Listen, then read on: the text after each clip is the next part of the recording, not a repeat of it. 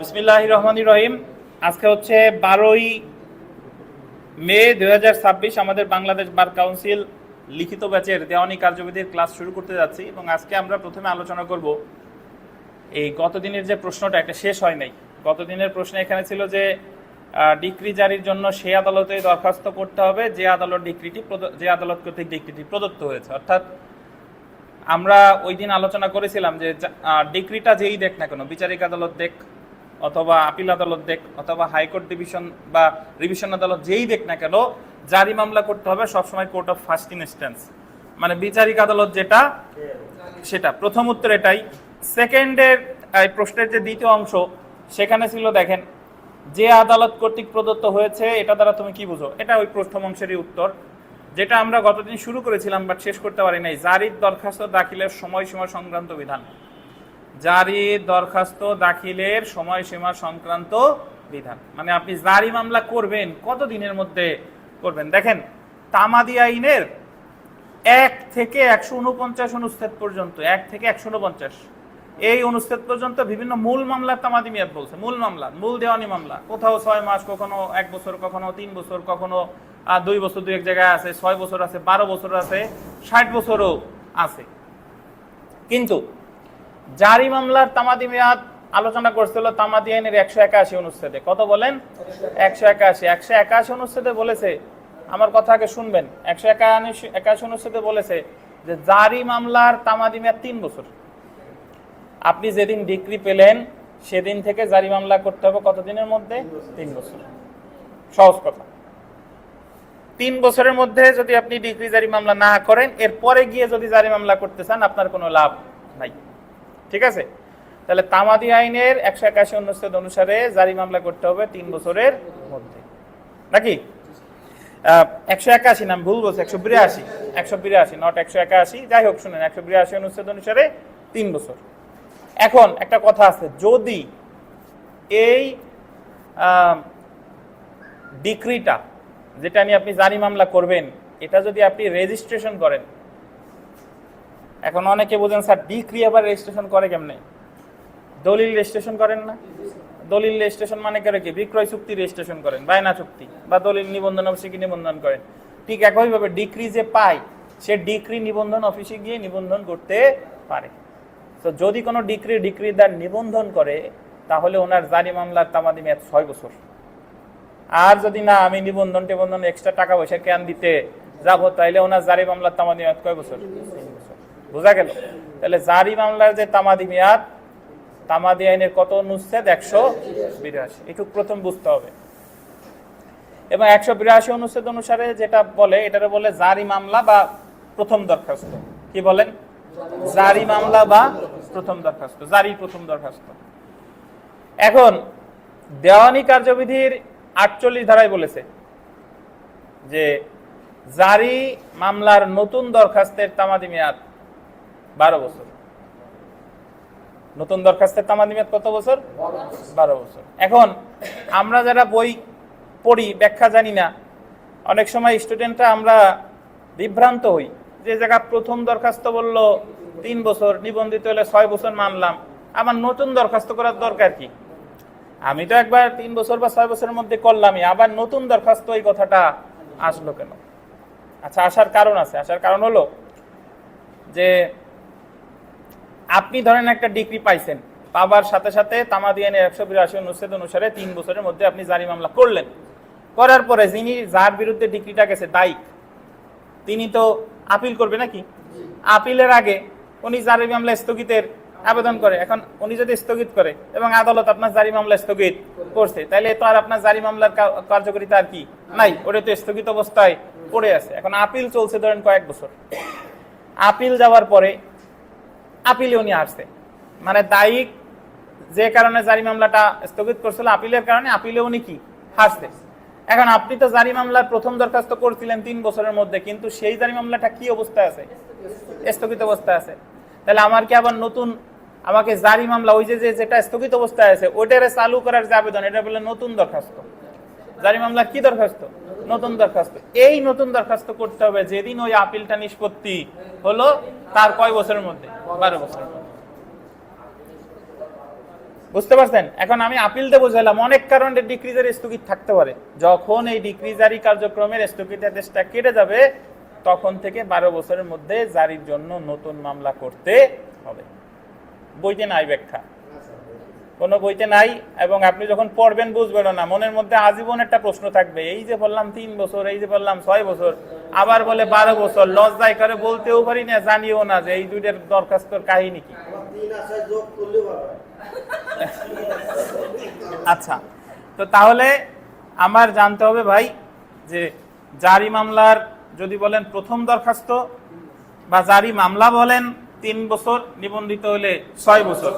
যদি কোনো কারণে প্রথম দরখাস্তটা কি হয়, স্থগিত হয়ে যায়, তাহলে পরবর্তীতে আপনি ওই স্থগিত আদেশটা যখনই কেটে যাবে, হোক সেটা আপিল হোক রিভিশন হোক, যখনই কেটে যাবে তারপর থেকে আর প্রথম দরখাস্ত করা লাগে না, করা লাগে নতুন দরখাস্ত।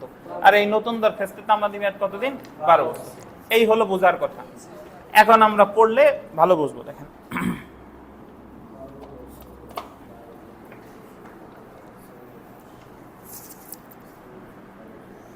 সো দেখেন জারির দরখাস্ত দাখিলের সময়সীমা।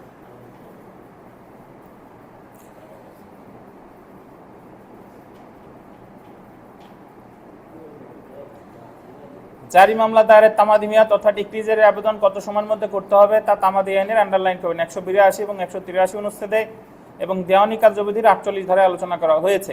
এর মধ্যে 182তে কি আছে আমরা জানি, 48-এ কি আছে আমরা জানি, কিন্তু 183টা আমি এখনো বলি নাই। 183 সামনে পড়বো। দেখেন, তামাদি আইনের 182 এবং 183 অনুচ্ছেদে ডিক্রি জারির প্রাথমিক বা প্রথম দরখাস্ত, আন্ডারলাইন করেন, প্রাথমিক বা প্রথম দরখাস্ত দায়েরের তামাদি মেয়াদ উল্লেখ করা হয়েছে।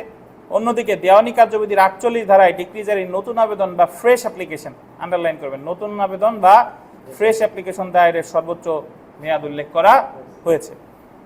ডিক্রি জারির প্রথম আবেদন বা জারি মামলা দায়েরের তামাদি মেয়াদ। দেখেন, প্রথম আবেদন তামাদি আইন 1908-এর 182 অনুচ্ছেদ অনুযায়ী ডিক্রি প্রদানের তারিখ হতে আন্ডারলাইন করবেন 3 বছরের মধ্যে ডিক্রিদার ডিক্রি জারি প্রথম আবেদন করবে। তাহলে জারি মামলার প্রথম দরখাস্ত করবে কয় বছরের মধ্যে? 3 বছর। অর্থাৎ জারি মামলা দায়েরের তামাদি মেয়াদ হলো 3 বছর।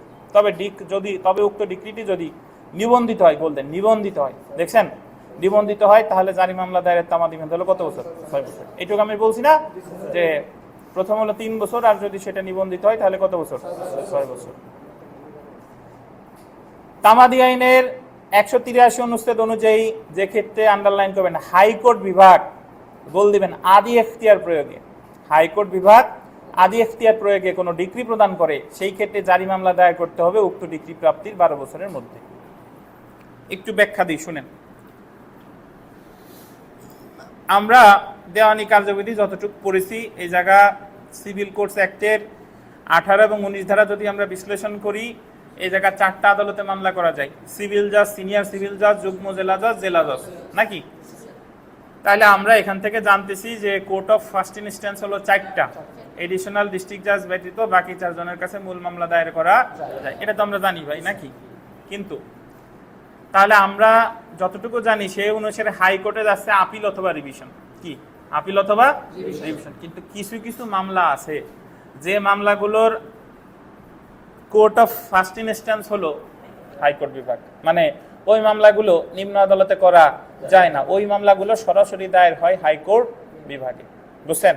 তাহলে হাইকোর্ট বিভাগে কি মামলা দায়ের হয়? রিট, নাম শুনছেন? এই যে আমাদের আরিফ সাহেব রিট নিয়ে কথা বলতেছে, এই রিট মামলা দায়ের হয় কোথায়? হাইকোর্টে। তারপরে কোম্পানির মামলা, কোম্পানি অ্যাক্ট 1994, কোম্পানির মামলা হয় হাইকোর্টে। জাহাজের মামলা হয় কোথায়? হাইকোর্টে। তাইলে উন্না ধরেন আমি এই কথা বলি যে উনি যে রিট যে দেওয়ানি এখতিয়ার, রিট তো হাইকোর্টে করলো, হাইকোর্ট যদি ওনাদের বিরুদ্ধে ডিসিশন দেয়, এখন আমি ধরে নিচ্ছি রিটের উদাহরণ দিয়ে বোঝাচ্ছি, রিটের যদি জারি মামলা, আমরা জানি যে আদালত ডিক্রি দেয়, জারি মামলা কোথায়? সেখানে। তাহলে হাইকোর্ট যদি ডিক্রি দেয় আদি এখতিয়ার সম্পন্ন আদালত হিসেবে, জারি মামলা কোথায়? হাইকোর্টে। জাহাজের মামলা হাইকোর্ট যদি ডিক্রি দেয়, জারি মামলা কোথায়? হাইকোর্টে। এই ক্ষেত্রে বলছে যে হাইকোর্ট তার আদি এখতিয়ার প্রয়োগে যদি কোনো ডিক্রি দেয় তাহলে জারি মামলা করতে হবে 12 বছরের মধ্যে। তাহলে হাইকোর্টের জন্য আলাদা একটা ধারা, সেই ধারাটা কত? 183। তাহলে হাইকোর্টের ক্ষেত্রে হাইকোর্ট তার আদি এখতিয়ার প্রয়োগে যদি কোনো ডিক্রি প্রদান করে তাহলে জারি মামলা করতে হবে কার কাছে? হাইকোর্ট বিভাগেই। কয় বছরের মধ্যে? 12 বছর। তাহলে আপনি যদি মূল পড়া বুঝেন, এই জায়গা কিন্তু মুখস্থ করার কিছু নাই। এখন আমরা বাদ থেকে গেল কত? 48। প্রথম দরখাস্ত পড়লাম, 182 জানলাম, 183 জানলাম। এখন আসেন,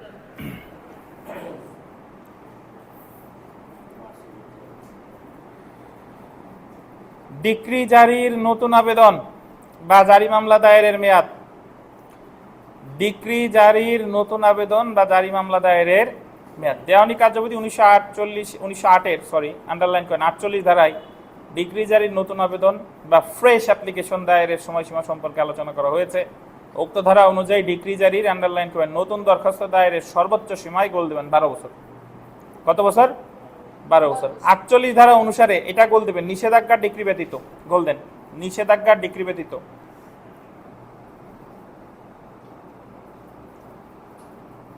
যখন অন্য কোনো ডিক্রি জারির আবেদন করা হয় তখন জারিকারক আদালত 12 বছর অতিবাহিত হওয়ার পর দায়েরকৃত নতুন আবেদনের ভিত্তিতে কোনো আদেশ দিবে না। নিয়মটি হলো, দেখেন, ডিক্রি প্রদানের 3 বছরের মধ্যে ডিক্রি জারি প্রথম দরখাস্ত বা জারি দরখাস্ত দাখিল করতে হবে। ঠিক আছে? এই যে ব্যাখ্যা দেখেন, এই জায়গা ব্যাখ্যা আমার এখানে দেওয়া আছে। প্রথম দরখাস্ত জারি করতে হবে কয় বছর? 3 বছর। জারি মামলায়, পরেরটা আন্ডারলাইন করেন, জারি মামলা দায়েরের পর কোনো কারণে যদি উক্ত ডিক্রি কার্যক্রমে যে আন্ডারলাইন করেন স্থগিত থাকে, স্থগিত থাকে।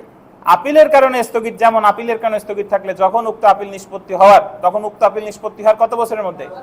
12 বছরের মধ্যে ডিক্রিদার যে কোনো সংখ্যক ডিক্রি জারির নতুন আবেদন দায়ের করতে পারে। তাহলে প্রথম আবেদনটা আমাকে সবসময় 182 অনুচ্ছেদ অনুসারে 3 বছর অথবা 6 বছর। আর যে কোনো কারণে যখন প্রথম আবেদনটা স্থগিত ছিল, যখন স্থগিত আদেশটা কেটে গিয়েছে, তখন আমাকে নতুন আবেদন করতে হবে কত বছর মধ্যে? 12 বছর। তারপরে দেখেন, এবং এই যে 12 বছর, এটা আবার একটা মামলার ডিক্রির ক্ষেত্রে প্রযোজ্য না, নিষেধাজ্ঞা। তার মানে নিষেধাজ্ঞার জারি মামলা আজীবন করা যায়।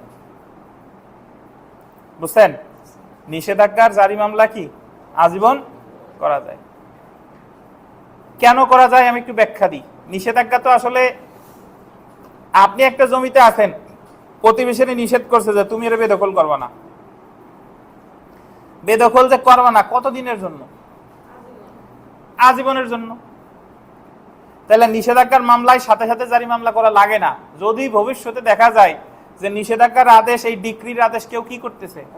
অমান্য করতেছে, সেই প্রেক্ষাপটে জারি জারি মামলা করা লাগে। ধরেন আমি নিষেধাজ্ঞার ডিক্রি পাইছি 2020 সালে, 2040 পর্যন্ত আমি নিরবিচ্ছিন্নভাবে আসি, আমার দায়িত্ব কিছু বলে নাই, 40-এ এসে সে আমার বেদখলের আবার হুমকি দিচ্ছে। তাহলে ওই মুহূর্তে 20 বছর হয়ে গেছে, আমি কি করব? জারি মামলা করব।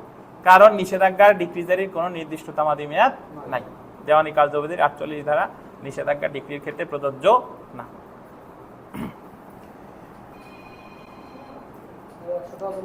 এখানে বিশেষভাবে উল্লেখ্য যে, আন্ডারলাইন করেন, প্রবঞ্চনা বা শক্তি প্রয়োগের দ্বারা, প্রবঞ্চনা বা শক্তি প্রয়োগের দ্বারা ডিক্রি জারিতে বাধা প্রদান করা হলে 12 বছর পরেও ডিক্রি জারির নতুন দরখাস্ত দায়ের করা যায়।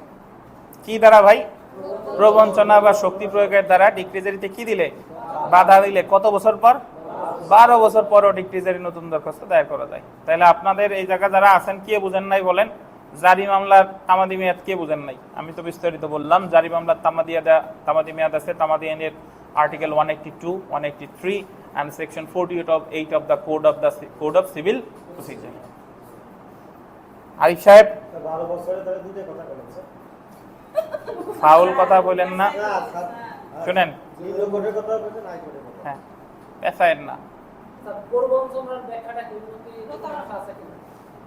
প্রবঞ্চনার ব্যাখ্যা হলো, একজন ডিক্রি পাইছে, ডিক্রি পাওয়ার পরে আপনার ওই প্রতারণা করে আপনার জারি মামলা করতে দিচ্ছে না, বা শক্তি প্রয়োগ করে আপনার জারি মামলা করতে দিচ্ছে না। যে জারি মামলা যদি করতে চাস তো ঠ্যাং ভেঙে ফেলাবো, বা তোমার জারি মামলা করার দরকার নাই, আমি তোমার এমনি দিয়ে দেবানি। তোমার এই, আমি তো, তুমি আমার কাছে 10 লাখ টাকা পাও, ও দাদা এই টাকা দেওয়া লাগবে না, মামলা করা লাগবে না, তোমার 4 বছর পরে এমনি দিবানি। ঘুরাই ফিরাইয়া দাদা আর টাকা দেয় না।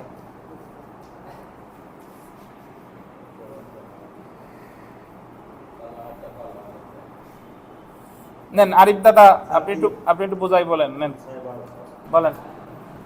স্যার একটা কথা বলবো স্যার। আচ্ছা বলেন, মামুন বলেন।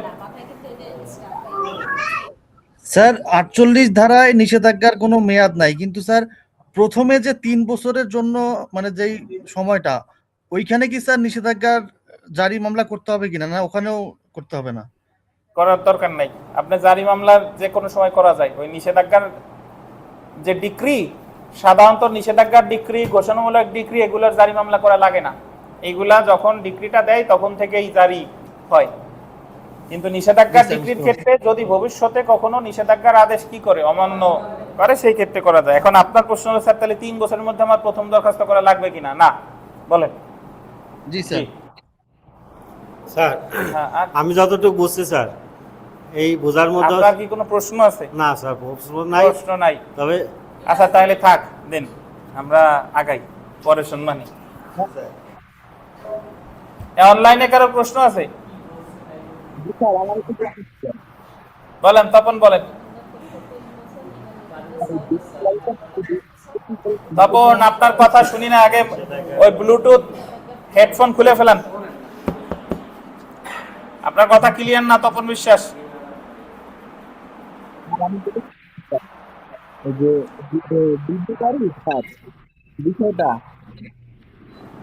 আপনার হেডফোন খুলেন, ব্লুটুথ হেডফোন খুলেন, শুধু ফোনে বলেন।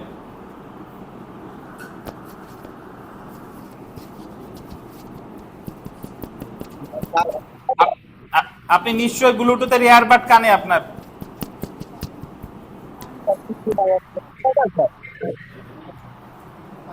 তখন পরে প্রশ্ন করেন, আপনার কথা ক্লিয়ার না।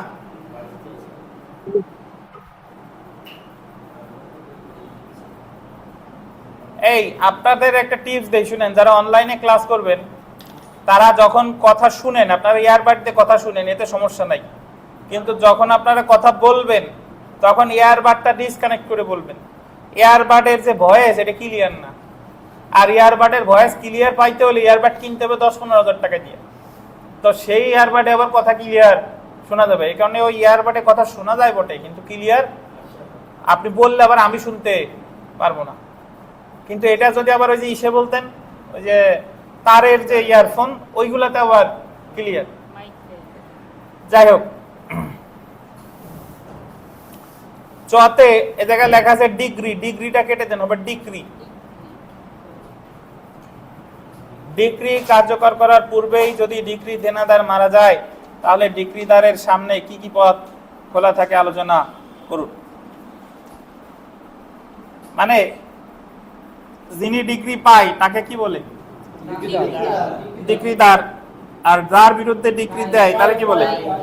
তাই বা জাজমেন্টেটর বা রায় নির্ণীত দেনাদারও বলে। এখন যার বিরুদ্ধে আপনি জারি মামলাটা করবেন, দেখা গেল সে আর বেঁচে নাই, এই ক্ষেত্রে কি হবে এটা জানতে চাইছি। দেখেন আমরা একটু পড়ি। ডিগ্রি কার্যকরকরণের পূর্বে যদি দেনাদার মারা যায়, দেওয়ানি কার্যবিধির 50 ধারা অনুসারে ডিক্রিদার মৃত দায়ীকে প্রতিনিধির বিরুদ্ধে ডিক্রি জারির আবেদন করতে পারবে। আন্ডারলাইন করেন। কার বিরুদ্ধে?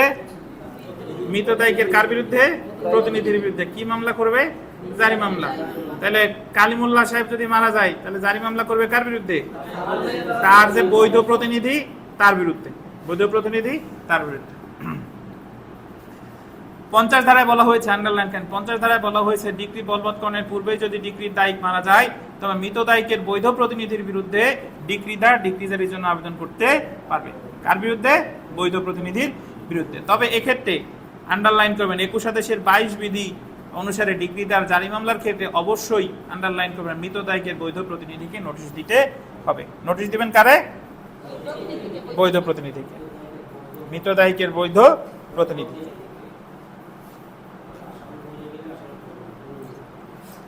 আচ্ছা, আমরা এখানে একটু থার্ড ব্র্যাকেটের মধ্যে একটা এই যে থার্ড ব্র্যাকেটের মধ্যে যে আলোচনা, থার্ড ব্র্যাকেট চিনেন তো?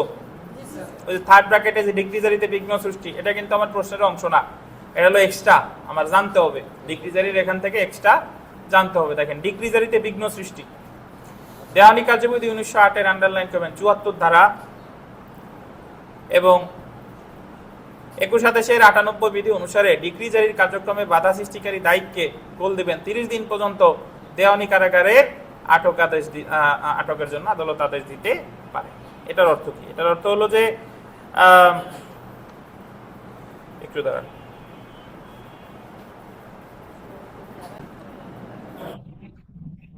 জারি মামলার যে কার্যক্রম, ধরেন দায়িক ডিক্রিদার ডিক্রি পাইছে 10 লাখ টাকার, এখন তার দায়িকের সয় সম্পত্তি যখন প্রয়োগ করতে গেছে, দায়িক এই প্রয়োগ করতে দেয় নাই, দলবল নিয়ে বাধা দিছে, মানে জারিক কার্যক্রমে কি দিছে? বাধা দিছে। তাহলে জারিক কার্যক্রমে যদি দায়িক বাধা দেয়, দায়িকের কারাদণ্ড, এখানে আসলে দেওয়ানিতে কারাদণ্ডটা বলে না, বলছে দেওয়ানি কারাগারে তারে আটক রাখতে পারে কতদিন সময়ের জন্য? 30 দিন।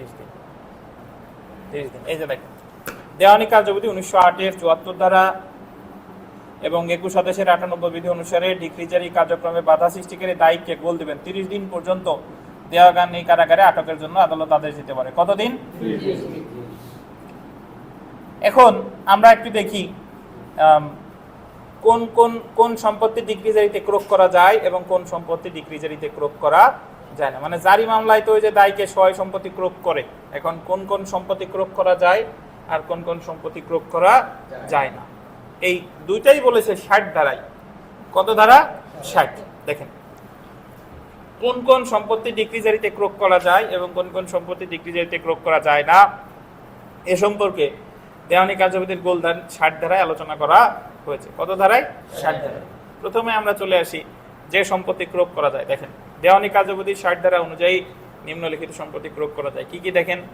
জমি, বাসগৃহ, দালান কোঠা, অর্থ, cheque, bill of exchange, company share, বিক্রয়যোগ্য স্থাবর বা অস্থাবর সম্পত্তি ইত্যাদি। এগুলা কি করা যায়? ক্রোক করা যায়। এগুলা জাস্ট রিডিং করবেন, মানে আপনার এগুলো মুখস্থ করা লাগবে না, এর থার্ড ব্র্যাকেটের মধ্যে আছে, জানতে হবে। আর যে সম্পত্তি ক্রোক করা যায় না, দেখেন দেওয়ানি কার্যবিধি 60 ধারা অনুযায়ী নিম্নলিখিত সম্পত্তি ক্রোক করা যায় না: দায়িক বা তার স্ত্রী সন্তানদের পরিধেয় বস্ত্রাদি, পোশাক আদি ক্রোক করা যাবে না, রান্নার সামগ্রী, দায়িক কৃষিজীবী হলে কৃষির যন্ত্রপাতি, গরু মহিষ বীজ ইত্যাদি, হিসাবের খাতা, সরকারি পেনশন, শ্রমজীবীর মজুরি, বাধ্যতামূলক সঞ্চয়, ব্যক্তিগত সেবার অধিকার ইত্যাদি। তাহলে এইগুলা কি করা যাবে না? ক্রোক করা যাবে না। তাহলে কোন কোন সম্পত্তি ক্রোক করা যায় আর ক্রোক করা যায় না উভয়ই আলোচনা করছে। কত দ্বারা?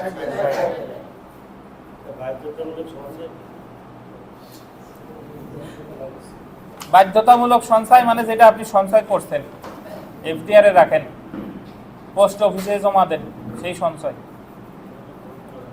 দেখেন আমরা একটা সমস্যামূলক প্রশ্ন পড়লে, আমাদের জারি মামলাটা 2টা সমস্যামূলক প্রশ্ন পড়লে 5 নম্বরের যে প্রশ্নটা সলভ হয়ে যায়, আমরা জারি মামলার যা যা আছে সব জেনে যাই। তো এখানে প্রশ্নটা পড়ি, দেখেন এটা খুবই গুরুত্বপূর্ণ। 6 নম্বরে 3টে স্টার দেন, লিখিততে আসার মতো প্রশ্ন।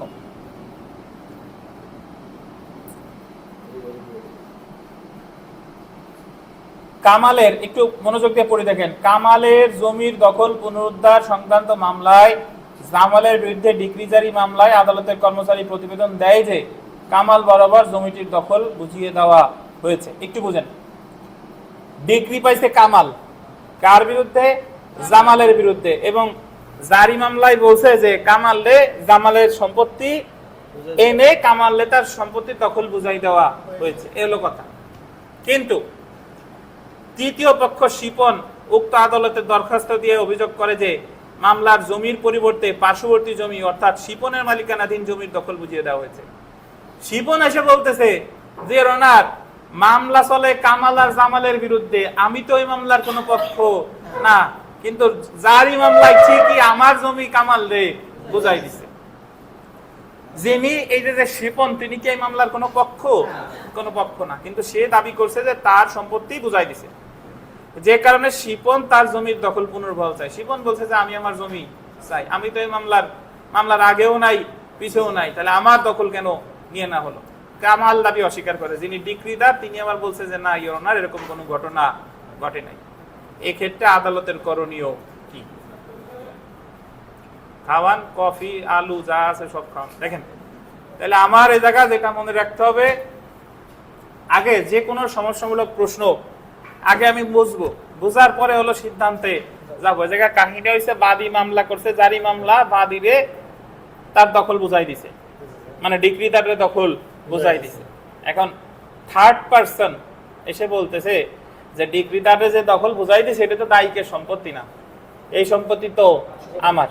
কারণ বাদী বলতেছেন যে না, এটা অমুকেরই সম্পত্তি। এখন আদালত কি করতে পারে? তো আপনারা জানেন যে আমরা সমস্যামূলক প্রশ্নের ক্ষেত্রে ঘটনার বর্ণনা লিখি, প্রশ্নে যেটা জানতে চেয়েছে তার আগের লাইন পর্যন্ত হুবহু হচ্ছে ঘটনার বিবরণ বা ঘটনার বর্ণনা, যাই বলেন না কেন। তাহলে এক্ষেত্রে আমরা ঘটনার বিবরণ বা ঘটনার বর্ণনা লিখবো কামাল থেকে শুরু করে অস্বীকার করে, নাকি কামাল থেকে শুরু করে অস্বীকার করে হুবহু লিখবেন। অনেকে আপনারা বলেন কি যে স্যার এত বড় যদি লিখে না পারি, আর বিষয়টা হয় কি, আপনি যদি এই সমস্যামূলক প্রশ্ন লেখেন দেখে তাহলে এই জিনিস কিন্তু আর আপনার আলাদা করে পড়া লাগে না, যখন লিখতেছেন তখনই মাথায় ঢুকে যাচ্ছে, আপনি জানতেছেন আর আপনি লেখেন নাই, কিন্তু ওই প্রশ্ন নিয়ে কিন্তু ঠিকই ওই কয় মিনিট চিন্তা করা লাগবে, বারবার করে চিন্তা করা লাগবে, তাহলে ওই সময় কিন্তু ওই জায়গা চলেই যাচ্ছে, বুঝেন কিনা। আর যে আজীবন নাই করে সে আসলে সময় যেয়ে পাবেন না। যে মনে করে যে যদি কারেন্ট যায় পরীক্ষার হলে আমি এটা মোমবাতি নিয়ে যাই, যদি ভাঙা বেঞ্চ পরে কি হবে না, ওর কপালে ভাঙা বেঞ্চই আছে, ওর কপালে কারেন্ট যাওয়াই আছে, ঠিক আছে। আর যদি কেউ মনে করেন যে দূর ভাঙা বেঞ্চ পায়, কারেন্ট যাক, যা খুশি যত প্রতিকূলতা হতে পারে, কিন্তু আমি এই প্রতিকূলতা অতিক্রম করবো ইনশাল্লাহ, তাহলে দেখবেন যে আপনার কপাল ভালো, আর প্রতিকূলতা আসলেও আপনি আগে থেকে তো মেন্টালি প্রস্তুত আছেন, কিছু হবে না ইনশাল্লাহ। কিন্তু আর যারা ভঙ্গুর আগে থেকে ভয় পাইছে হবে না, আয় হবে না, তা হবে না, বিএনপি এসে পাস করা হবে না, টেবিল তো এই নানাবিধ অভিযোগের তার কোনো শেষ নাই, আফসোসের কোনো শেষ নাই, ওর জীবন ধরে আফসোস করতে। আচ্ছা আসেন, উকিল হওয়ার পরেও আফসোস করবে। আমার এক স্টুডেন্ট, মাঝে মাঝে অন্য কথাও বলা দরকার, গোপালগঞ্জের এক স্টুডেন্ট অ্যাডভোকেট হয়েছে 2021 সালে, আমার প্রথম ব্যাচের স্টুডেন্ট। সে একদিন বলতেছে স্যার কামাল নামে মনে হয় পৃথিবীতে কোনো বড় লোক নাই। কেন কেন এই যে আমার যে অবস্থা, আমি তো উকিল হই, আমার কোনো অর্থনৈতিক কোনো উন্নতি নাই। তখন আমি বললাম যে তার ডক্টর কামাল হোসেন কে, ঠিক আছে। তখন সে বলতেছে স্যার সে দুই একটা ব্যতিক্রম আছে, কিন্তু কামাল বলে। তখন তারে আমি মনে করাই যে দেখেন, আপনি আজকে উকিল হওয়ার আগে কিন্তু আল্লাহর এই কথা বলেন নাই। উকিল হওয়ার আগে বলছে আল্লাহ আমার টাকা পয়সার দরকার নাই, তুমি আমার এই সম্মানটা দিয়ে দাও। এই জায়গায় আমি যদি সবাই জিজ্ঞেস করি কবেন যে সবাই কবেন যে হ্যাঁ টাকা পয়সার দরকার নাই, আমার উকিলটা হওয়া দরকার। উকিল হওয়ার পরে যখন মামলা পাবেন না, বা মামলা পাওয়া যেমন তখন সবকিছুতে ধৈর্যের ব্যাপার আছে, যখন টাকা পাবেন না তখন একটা হতাশা, আবার দূর কি উকিল হলাম, ঠিক আছে। তা এই কারণে দুনিয়ার জীবন ভাই, বিষয়টা হচ্ছে যে আপনার সব জিনিসে ভালো মন্দ আছে, শুনে রাখেন। এটা আপনি উকিল হন, ওই গান সবার একটা পিক টাইম আছে। পিক টাইম মানে কি, আপনি আপনার উকালতির শীর্ষে শিখরে যখন দেখবেন অনেক টাকা পয়সা অনেক আসতেছে, উনি মনে রাখতে পারেন পিক টাইম, ওই সময়টা যতটুকু আপনার লম্বা করা যায়, ওই সময় কিন্তু আজীবন থাকবে না। কুমার শানু, কিশোর কুমার, অরিজিৎ সিং, যেই বলেন, প্লেয়ার বলেন, সচিন বলেন, এই বলেন, দেখবেন যে তাদের একটা পিক টাইম আছে, ওই সময় অনেক রান করতেছে, কিন্তু এরপরে হয় ভালো হয়েছে না খারাপ হয়েছে, কিন্তু ওই জিনিস আর আসবে না, ঠিক আছে। এখন কারো পিক টাইম আজীবন থাকে না, হয় কারো শেষের দিকে আসে, কারো প্রথম দিকে আসে, কারো আসে কি মাঝামাঝিতে। এখন অনেক কথা বলে রাখলাম এই কারণে যে আপনারা জীবন নিয়ে কোনো সময় আফসোস করা যাবে না, যে এখন আপনারা চাচ্ছেন উকিল মানে দূর কি ঘোরাটি বললাম, টাকা পয়সা তো নাই, খালি উকিল উকিল উকিল, ঠিক আছে। যাই হোক, অনেক কথা বললাম। দেখেন তাহলে আমরা বিচার্য বিষয়ে আসি। তাইলে আমরা যে পর্যন্ত আলোচনা করছি, কামাল অস্বীকার করে উল্লেখিত ঘটনায়, দাঁড়ান একটু কথা বলি। হ্যাঁ হ্যালো,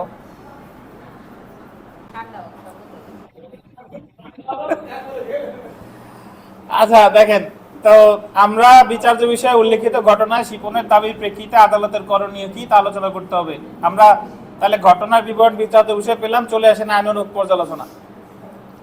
শিপনের ক্ষেত্রে তার বেদখল হওয়া সম্পর্কে দেওয়ানি কার্যবিধি আন্ডারলাইন করবেন। 21 আদেশের 100 বিধিতে ডিক্রি জারিকারক আদালতে অভিযোগ জানাতে পারে।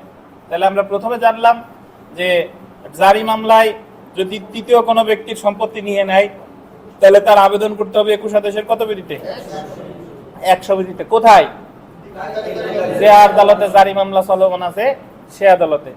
21 আদেশের 100 বিধি অনুসারে শিপনের বেদখল সংক্রান্ত দরখাস্তের প্রেক্ষিতে ডিক্রি জারিকারক আদালত উক্ত বিষয় তদন্তের জন্য একটি দিন ধার্য করবেন। আপনি শিপন সাহেব মানে থার্ড পার্টি গিয়ে যখন দরখাস্ত দিলেন, আদালত তদন্তের জন্য একটা কি করবে? দিন ধার্য করবে। যে ব্যক্তির বিরুদ্ধে উক্ত অভিযোগ দায়ের করা হয়েছে তথা কামালকে হাজির হতে এবং উক্ত বিষয়ে উত্তর দিতে সমন ইস্যু করবে। আর যার বিরুদ্ধে অভিযোগটা দিছে তারে হাজির হইতে বলবে এবং এই কারণে তারা কি দিবে? সমন দিবে। তারপর দেখেন,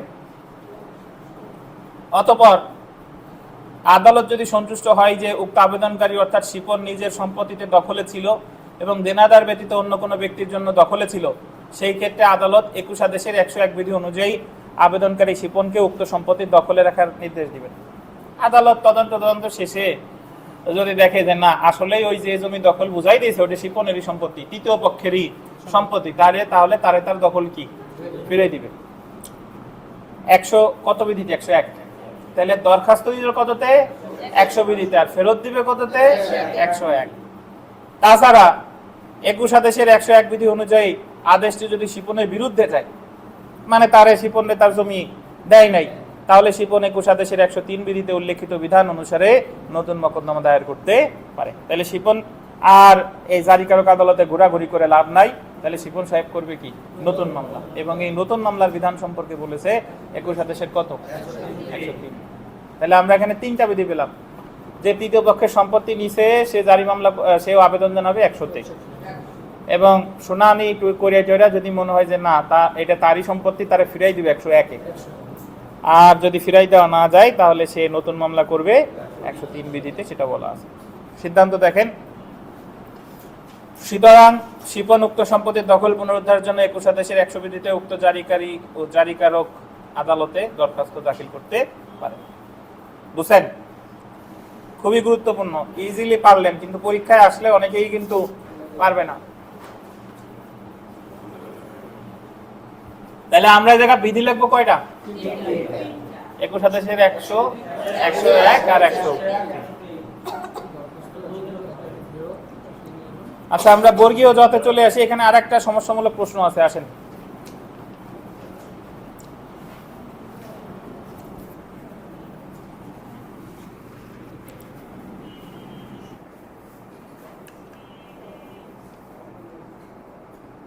আচ্ছা, তার আগে আমি একটু বলে নিই, আপনাদের বৃহস্পতিবার পরীক্ষা আছে জানেন?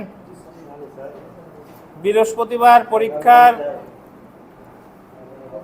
বিষয়বস্তু হলো 11, 12, 13। মানে 11তে আছে হলো আপনার আরজি খারিজ, আরজি প্রত্যাখ্যান এই রিলেটেড, 12তে আছে সেট অফ, আর 13তে আছে অ্যাডজনমেন্ট।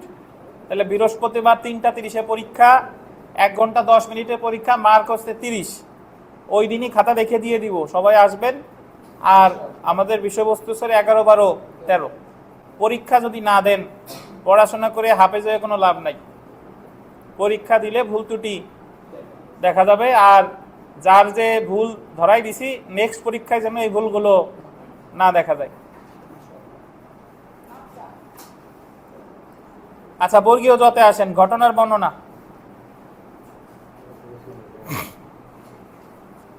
একটি অর্থ ডিক্রিজারি মামলায় জারিকারক আদালত ডিক্রিদারের আবেদন ক্রমে একটি সম্পত্তি ক্রোক করেন। মানে অর্থের ডিক্রিজারি মামলায় আবেদনে দায়িকের সম্পত্তি কি করছে? ক্রোক করছে। এতে সংক্ষুব্ধ হয়ে এক সম্পত্তিটি ক্রোকযোগ্য নয় দাবিতে ক্রোক মুক্ত করার নিমিত্তে the code of civil procedure 1908-এর অর্ডার 21-এর রুল 58-এর অধীনে একটি দরখাস্ত দাখিল করেন। এতে এক সংক্ষুব্ধ হয়েছে, সে সংক্ষুব্ধ হয়ে বলতেছে যে এই সম্পত্তি ক্রোকযোগ্য নয়। এখন এক্স এর বিচার্য বিষয়ে চলে আসি। এক্স এর দরখাস্তটি নিষ্পত্তির পদ্ধতি সংক্ষেপে কি করতে হবে? ব্যাখ্যা করতে হবে। এক্স আগে ফ্যাক্ট বুঝেন, জারি মামলা করছে, জারি মামলা করে একটা সম্পত্তি আদালত ক্রোক করছে। এখন এক্স এসে বলতেছে যে এই সম্পত্তি ক্রোকযোগ্য নয়। এখন এক্স এর দরখাস্তের কি হবে? এটা হলো কথা। চলে আসেন আইনগত পর্যালোচনা। The code of civil procedure 1908 underline করেন 21/58 বিধির অধীন দরখাস্ত দাখিল করা হলে আদালত উক্ত আপত্তিকারী দাবি তদন্ত করে দেখবে। প্রয়োগযোগ্য নয় এই আবেদনটা করছে হলো 21/58-তে, কততে? 58-তে। এবং এই দরখাস্ত করলে আদালত কি করে দেখবে? তদন্ত। এরূপ দাখিলকৃত দরখাস্ত সিআরও ভলিউম 1, সিআরও মানে কি?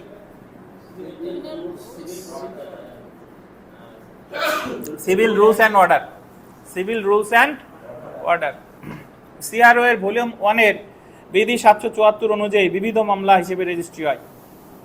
সিআরওতে বলা আছে এটা বিবিধ মামলা হিসেবে রেজিস্ট্রি। বিবিধ মামলা কি জানেন? সানি মামলা, মিসেলিনিয়াস কেস। মিস কেস বলেন না কোর্টে, এই মিসের পুরাপুরি মিনিং কি? মিসেলিনিয়াস। তাই বিবিধ মামলা শুনানি নিষ্পত্তির বিধানসমূহ অনুসরণ করতে হবে। অপর পক্ষকে নোটিশ প্রদান পূর্বক শুনানির দিন ধার্য করে সাক্ষ্য প্রমাণ গ্রহণ করে সিদ্ধান্ত দিতে হবে। আদালতের নিকট যদি প্রতীয়মান হয় যে জারি মামলা বিলম্বিত করার জন্য এরূপ দরখাস্ত করা হয়েছে, সেক্ষেত্রে আদালত উপযুক্ত শুনানি ব্যতীত এরূপ দরখাস্ত নামঞ্জুর করতে পারে বা তদন্তের আদেশ দানে বিরত থাকতে পারে। আদালত যদি দেখে এই সম্পত্তি ক্রোকযোগ্য, সে শুধু এসে দরখাস্ত দিছে যাতে এই জারি মামলার কার্যক্রম আরো বিলম্বিত হয়, তাহলে আদালত ওই দরখাস্ত সাথে সাথে কি নামঞ্জুর করে দেবে। বিধি 59 অনুযায়ী দরখাস্তকারীকে প্রমাণ করতে হবে যে ক্রোকের তারিখে উক্ত ক্রোকবদ্ধ সম্পত্তিতে সে দখলে ছিল বা তাতে তার স্বার্থ ছিল। মানে এই যে এক্স দরখাস্ত করছে, এক্স যদি এই সম্পত্তি ক্রোকযোগ্য না করতে চায়, তাহলে অবশ্যই তাকে দেখাতে হবে সেই সম্পত্তির দখলে সে ছিল।